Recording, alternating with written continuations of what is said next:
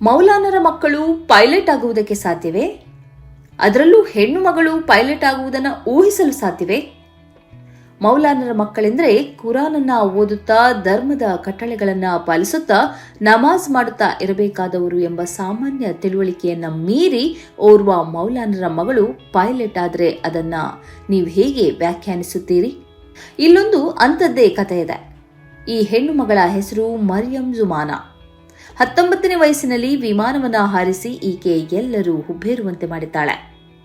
ಈಕೆ ಮಳಪುರಂ ಜಿಲ್ಲೆಯ ಹೆಣ್ಣುಮಗಳು. ತಂದೆ ಉಮರ್ ಫೈಜಿ, ತಾಯಿ ಉಮೇರಾ ಬಾನು. ಮನಸ್ಸಿದ್ದರೆ ಮತ್ತು ಹೆತ್ತವರ ಬೆಂಬಲ ಇದ್ದರೆ ಆಕಾಶವನ್ನೇ ಶರಣಾಗಿಸಬಹುದು ಎಂದು ಸಾಧಿಸಿ ತೋರಿಸಿದ ಛಲವಂತೆ ಈ ಮರಿಯಂ ಜುಮಾನಾ. ಪೈಲಟ್ ಸೀಟ್ನಲ್ಲಿ ಕುಳಿತು ಮೊದಲ ಬಾರಿ ವಿಮಾನವನ್ನ ಹಾರಿಸುವಾಗ ಭಯಕ್ಕಿಂತಲೂ ಹೆಚ್ಚು ಕುತೂಹಲವಿತ್ತು. 10ನೇ ಕ್ಲಾಸ್ನಿಂದಲೇ ನಾನು ಅತಿಯಾಗಿ ಬಯಸಿದ ಕ್ಷೇತ್ರ ಇದಾಗಿತ್ತು. ಪೈಲಟ್ ಯೂನಿಫಾರ್ಮ್ ಧರಿಸಿ ಪೈಲಟ್ ಸೀಟಲ್ಲಿ ಕುಳಿತುಕೊಳ್ಳುವಾಗ ಆದ ಆನಂದ ಭಯವನ್ನೆಲ್ಲ ಓಡಿಸಿತು ಎಂದು ಈ ಜುಮಾನಾ ಹೇಳ್ತಾಳೆ. ನಾನು ಎಲ್ಲವನ್ನ ತಾಯಿಯೊಂದಿಗೆ ಹಂಚಿಕೊಳ್ಳುತ್ತಿದ್ದೆ. ನಾನು ಮೊದಲಾಗಿ ಏನನ್ನ ಹೇಳುವುದಿದ್ದರೂ ಅದು ನನ್ನ ತಾಯಿಯ ಜೊತೆಗಾಗಿತ್ತು. ನನಗೆ ಪೈಲಟ್ ಆಗಬೇಕು ಎಂದು ತಾಯಿಯಲ್ಲಿ ಹೇಳಿದೆ. ಅವರು ಪಾಸಿಟಿವ್ ಆಗಿ ಉತ್ತರಿಸಿದ್ರು. ಅಪ್ಪನೂ ಜೊತೆಗೂಡಿದ್ರು ಎಂದು ಈ ಜುಮಾನಾ ಹೇಳ್ತಾಳೆ. ನಾನು ಪಿಯುಸಿಯಲ್ಲಿ ಸೈನ್ಸ್ ಆಯ್ದುಕೊಂಡೆ ಎಂದು ಹೇಳುವ ಈ ಜುಮಾನಾ ಇದೀಗ ಕಮರ್ಷಿಯಲ್ ಪೈಲಟ್ ಲೈಸೆನ್ಸ್ ಪಡೆಯುವುದಕ್ಕಾಗಿ ತನ್ನ ಗಮನವನ್ನು ಕೇಂದ್ರೀಕರಿಸಿದ್ದಾಳೆ. ಫ್ಲೈಯಿಂಗ್ ಅಕಾಡೆಮಿಗೆ ಸೇರ್ಪಡೆಗೊಳ್ಳುವಾಗ ಬರಹದ ಮೂಲಕ ಮತ್ತು ಇಂಟರ್ವ್ಯೂ ಮೂಲಕ ಪರೀಕ್ಷೆ ನಡೆಯುತ್ತದೆ. ಅದರಲ್ಲಿ ಪಾಸ್ ಆದರೆ ಸ್ಟೂಡೆಂಟ್ ಪೈಲಟ್ ಲೈಸೆನ್ಸ್ ಸಿಗ್ತದೆ.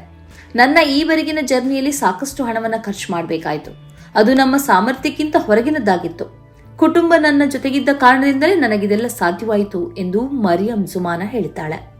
ನನಗೆ ರೋಲ್ ಮಾಡೆಲ್ ಅಂತ ಯಾರೂ ಇಲ್ಲ. ಸ್ವತಃ ನಾನು ಇಷ್ಟಪಟ್ಟು ಆರಿಸಿದ ಕ್ಷೇತ್ರ ಇದು. ತೀರಾ ಸಣ್ಣವಳಿರುವಾಗಲೇ ನಾನು ಈ ವಿಮಾನ, ಆಕಾಶ, ಪೈಲಟ್, ಯೂನಿಫಾರ್ಮ್ ಇತ್ಯಾದಿಗಳ ಕನಸು ಕಂಡೆ. ಈ ಕಾರಣದಿಂದಲೇ ನಾನು ಈಗ ಇಲ್ಲಿಯವರೆಗೆ ತಲುಪಿದ್ದೇನೆ.